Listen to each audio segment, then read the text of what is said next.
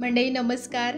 आज हा corner decorate करताना जे प्लांट ठेवले त्याची थोडक्यात ओळख करून घेणार आहोत. तर फन आपल्याला माहिती असतं सगळ्यांना, फनच्या खूप साऱ्या व्हरायटीज असतात. त्यापैकी लश ग्रीन अशी जी व्हरायटी असते ती म्हणजे बोस्टन फन.